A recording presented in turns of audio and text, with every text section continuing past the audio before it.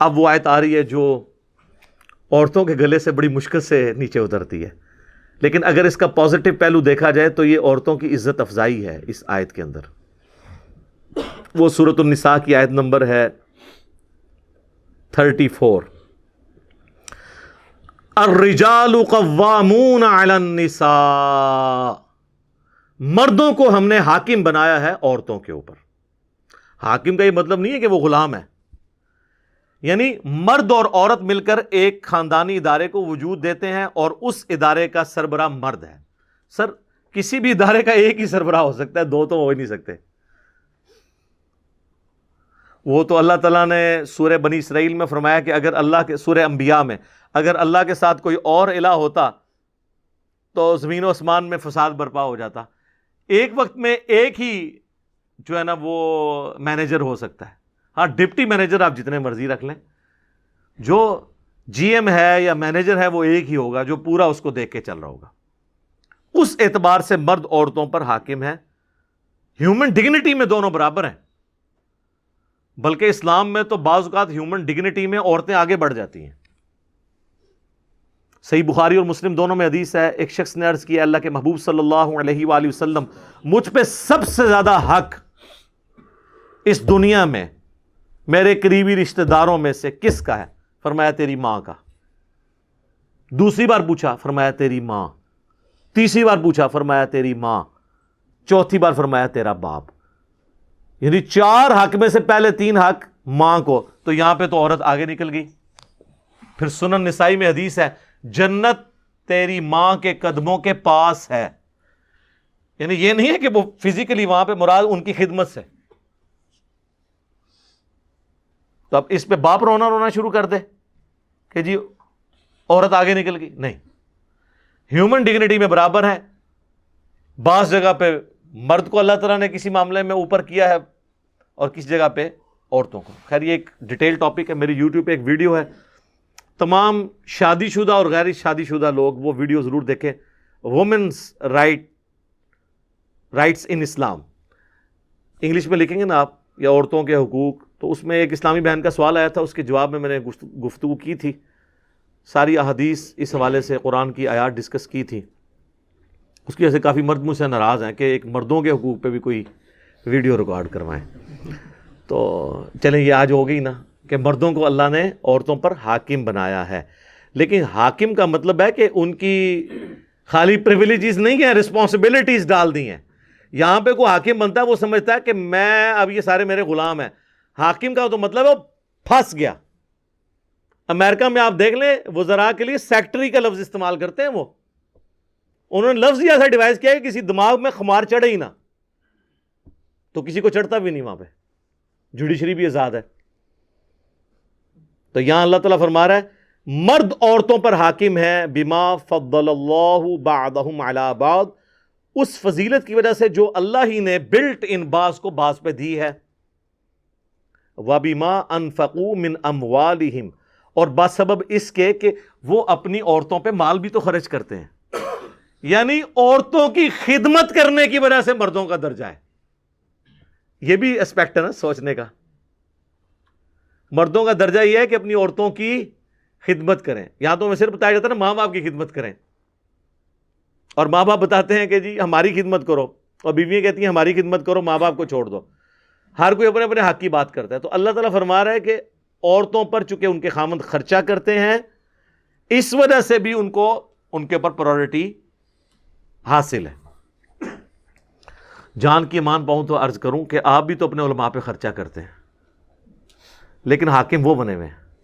ہونا تو چاہیے کہ وہ آپ ان کو اگر پوچھیں بھرے مجمع میں کہ سر یہ ایسے کیوں ہیں، تو وہ آپ کو جواب دے ہوں، نہ کہ یہ کہیں کہ آپ ذرا کمرے میں تشریف لے آئیں۔ یہ تو نہیں ہونا چاہیے نا۔ تقریریں کر دو باہر، سوال پوچھو تو کہتے ہیں اندر۔ تو اللہ تعالیٰ فرما رہا ہے کہ چونکہ وہ خرچ کرتے ہیں تو یہ ایک اللہ تعالیٰ نے ان کو، اور اللہ نے فرمایا یہ ہم نے بعض کو بعض پہ فضیلت دی ہے، تو یہ اللہ کو کوئی چیلنج نہیں کر سکتا، یہ مورل لاز اللہ کے بنائے ہوئے ہیں۔ اور ان انٹینشنلی پوری دنیا ان قوانین کو مانتی ہے، چاہے جتنا مرضی ڈھنڈورا پیٹے۔ مثلا آج تک کبھی اولمپکس کی گیمز کے اندر آپ نے مردوں کی دوڑ عورتوں کے ساتھ دیکھی ہے؟ مردوں کی ہاکی کی ٹیم کا میچ عورتوں کی ہاکی کی ٹیم کے ساتھ دیکھا ہے؟ عورتوں کا عورتوں کے ساتھ ہوتا ہے نا. کیوں؟ سر یہ سب مانتے ہیں کہ وہ ون سائیڈڈ ہو جائے گا, عورت کمزور ہے مرد کے مقابلے پہ, تو یہ تو سب مانے میں ہیں. اور جب اسلام یہ بات کرتا ہے, کہتے ہیں اسلام عورت کے حقوق چھینتا ہے, وہ لوگ یہ اسلام کے اوپر تان کر رہے ہیں جنہوں نے عورت کو کموڈٹی بنایا ہوا ہے. بلیڈ کے اشتہار میں بھی عورت دکھاتے ہیں. عورت کو انہوں نے ایک کموڈٹی کے طور پر, نمائشی طور پر, کوئی عزت نہیں ہے. دیکھ لیں اولڈ ایج ہومز بنے ہوئے ہیں یورپ میں اور امریکہ کے اندر. یہاں تو جو عورتیں بوڑھی ہوتی ہیں تو خاندان میں ان کی رسپیکٹ بڑھ جاتی ہے. اس طرح کی عزت کہاں ملے گی؟ تو اسلام نے تو عورت کو عزت دی ہے. عورت کی یہ عزت ہے کہ آپ اسے جو ہے وہ بے پردہ کر کے تو پبلک کے سامنے پیش کرنا شروع کر دیں. یہ تو اس کو ایک کموڈٹی بنانے والی بات ہے. اور ہمارے لوگ بھی متاثر ہو جاتے ہیں ون سائیڈڈ بات سن کے. میں کہتا ہوں جی سب کانٹیننٹ کی جو عورتیں ہیں نا جی, یہ تو ملکہ برطانیہ وہ لائف نہیں انجوائے کر رہی جو یہ کر رہی ہیں. اس طرح کے مخلص مرد تو ملتے ہی نہیں کسی کو. اس لیے آپ دیکھتے ہیں نا آئے دن فیس بک پہ باہر سے عورتیں یہاں شادی کرنے کے لیے آئی ہوئی ہیں, اور یہاں پہ بھی پھر بعض لوگ اس کو مس یوز بھی کر لیتے ہیں. ادھر تو مخلص عورتیں بھی مل جاتی ہیں اکثریت, اور مرد بھی. اور یہ ساری ہمارے ریلیجن کی برکت ہے. یہاں پہ عزت ہے, ٹھیک ہے, رسپیکٹ ہے, خاندانی سسٹم ٹوٹا نہیں ہے. تو یہ اللہ تعالیٰ ہمارا, یہ ہم نے فضیلت دی ہے. ہمارے بتایا یہ مانی تو سب نے ہوئی ہے. ٹھیک ہے, وہ کہتے ہیں جی فلاں عورت آپ دیکھیں وہ اتنے مردوں کو پیچھے چھوڑ گئی. سر ایک آدھ سے نہیں ہوتا یہ طریقہ. گورے پھر اپنے آپ سے خود سیکھیں. جب انالیسس کیا جاتا ہے نا تو پھر آپ نے ڈیٹا اکٹھا کرنا ہوتا ہے, اور ڈیٹا اکٹھا کرنے کے بعد آپ نے ایک رزلٹ پہ پہنچنا ہوتا ہے کہ میجورٹی کیس میں کیا ہوتا ہے.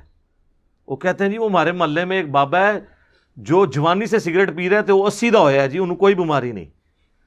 انج نہیں, 100 بابے 80 سال کے نکالیں جو بچپن سے سگریٹ پی رہے ہوں, تو آپ کو پتا چلے گا وہ ایک ہی 80 تک پہنچے, باقی سارے 60 سے پہلے ایکسپائر ہو گئے.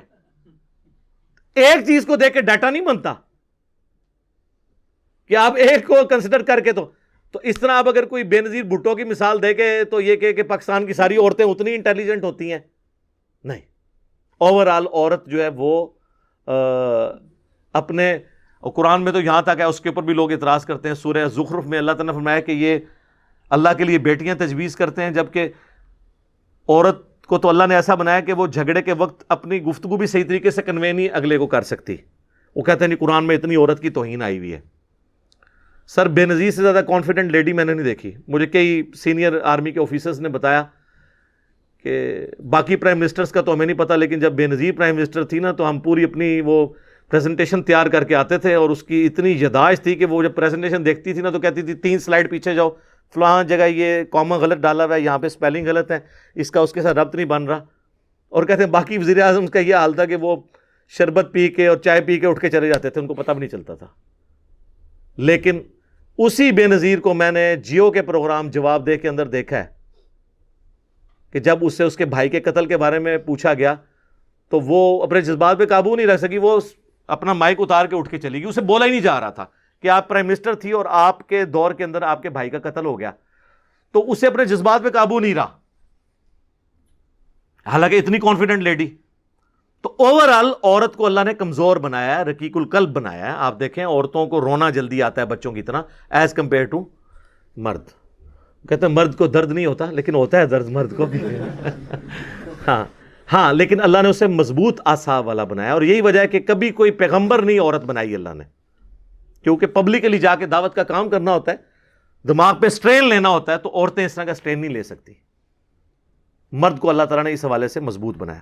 باقی عورتوں کی جو ذمہ داری ہے وہ ساتھ اللہ نے فرما دی, فَالصَّالِحَاتُ قَانِتَاتٌ حَافِظَاتٌ لِلْغَيْبِ بِمَا حَفِظَ اللَّهُ. تو نیک عورتیں وہ ہوتی ہیں جو اطاعت گزار ہوں, حفاظت کرنے والیاں ہوں, مردوں کی غیر حاضری میں, یعنی اپنی عزت کی حفاظت کرنے والی اللہ کی حفاظت کے ساتھ. وَاللَّاتِي تَخَافُونَ نُشُوزَهُنَّ. اور اگر تمہیں کسی عورت سے نافرمانی کا اندیشہ ہو فَعِظُوهُنَّ وَاهْجُرُوهُنَّ، تو پہلے انہیں نرمی سے سمجھاؤ، پھر انہیں الگ کر دو، فی المضاجع، اپنے بستروں سے، وَضْرِبُوهُنَّ، اور پھر بھی باز نہ آئے تو ان کو مار بھی سکتے ہو، لیکن مارنا یہ نہیں کہ وحشیوں کی طرح مارنا ہے، جس طرح ایک چھوٹے بچے کو تھوڑی تنبیہ کے لیے مارنا ہے، اس پہ چہرے پہ نہیں مارنا، جسم پہ نشان نہیں پڑنا چاہیے۔ فَإِنْ أَطَعْنَكُمْ، پھر اگر وہ اطاعت کر لیں، فَلَا تَبْغُوا عَلَيْهِنَّ سَبِيلًا، تو پھر کوئی بہانہ نہ تلاش کرو کہ تم ان کے ساتھ زیادتی کرو۔ ان اللہ کان علیٰ کبیرا، بے شک اللہ بھی تو بہت بلند ہے اور بہت بڑا ہے، یعنی اللہ کی اتنی بڑی کبریائی ہے، وہ بھی تو تمہاری نافرمانیوں سے درگزر کرتا ہے، تم بھی اپنے بیویوں کے معاملے میں درگزر کی روش اختیار کرو۔ اس کانٹیکسٹ میں بخاری و مسلم دونوں میں حدیث ہے، نبی علیہ السلام نے فرمایا کہ عورت کو اللہ تعالیٰ نے آدم کی ٹیڑھی پسلی سے پیدا کیا ہے، اسے سیدھا کرنے کی کوشش نہ کرو ورنہ توڑ بیٹھو گے، اور اسے توڑنا، اسے طلاق دینا ہے، تم اس سے نفع حاصل کرو، ٹالریٹ کرو۔ صحیح مسلم میں حدیث ہے، کوئی بھی اپنی بیوی سے مومنہ سے بغض نہ رکھے۔ مسلم شریف میں ایک اور حدیث ہے کہ دنیا برتنے کی جگہ ہے اور سب سے بہترین دنیا کا سرمایہ نیک بیوی ہے، ٹھیک ہے۔ صحیح مسلم میں حدیث ہے، ہر تسبیح صدقہ ہے، سبحان اللہ، ہر تحمید صدقہ ہے، یعنی الحمدللہ، ہر تحلیل صدقہ ہے، یعنی لا الہ الا اللہ، ہر تکبیر صدقہ ہے، اللہ اکبر کہنا، امر بالمعروف ونہی عن المنکر، لوگوں کو نیکی کا حکم دینا اور برائی سے روکنا اپنی اپنی ڈومین کے اندر، یہ بھی صدقہ ہے، اور تمہارا اپنے بیوی بچوں کے منہ میں لقمہ ڈالنا بھی صدقہ ہے، حتیٰ کہ تمہارا اپنی بیویوں کے ساتھ ازدواجی تعلق جو آپ سمجھ لیں خالصتاً جو ہے اینیمل انسٹنکٹ ہے، وہ بھی صدقہ ہے۔ صحابہ کو باقی چیزیں تو ہضم ہو گئی، انہوں نے کہا یہ بیویوں سے تعلق قائم کرنا بھی صدقہ ہے، اس پہ بھی ثواب ملے گا۔ تو آپ نے فرمایا اگر یہی چیز تم کسی ایسے طریقے سے پوری کرو جو تمہارے لیے حلال نہیں ہے تو کیا تمہیں گناہ ملے گا؟ صحابہ نے کہا ہاں ملے گا۔ تو آپ نے فرمایا پھر اس کے اوپر ثواب بھی ملے گا۔ یہ صحیح مسلم میں حدیث ہے، نیکی کا کانسیپٹ۔ یہ تو کئی حدیثیں مجھے فی البدی یاد ہیں، اب ٹائم مکمل ہو چکا ہے۔ وہ جو وومنز رائٹس ان اسلام جو میری ویڈیو ہے وہ آپ ضرور دیکھیں، میں نے ان سارے ایشوز کو اس میں ڈسکس کیا ہے، اور کافی ساری باتیں کرنے والی ہیں لیکن اب ٹائم مکمل ہو چکا ہے، پھر انشاءاللہ تعالی زندگی رہی تو اگلی کلاس کے اندر آگے سے سٹارٹ کریں گے۔ اللہ تعالیٰ سے دعا ہے جو حق بات میں نے کہی اللہ تعالیٰ ہمارے دلوں میں راسخ فرمائے، اگر جذبات میں میرے منہ سے کوئی غلط بات نکل گئی تو اللہ تعالیٰ ہمارے دلوں سے ہی اسے محو کر دے، دھو دے، ہمیں معاف بھی فرما دے، ہمیں کتاب و سنت کی تعلیمات پر عمل کر کے دوسرے بھائیوں تک پہنچانے کی توفیق عطا فرمائے۔ سبحانک اللہم و بحمدک، اشہد ان لا الہ الا انت، استغفرک و اتوب الیک، وما علینا الا البلاغ المبین۔ جزاکم اللہ خیرا۔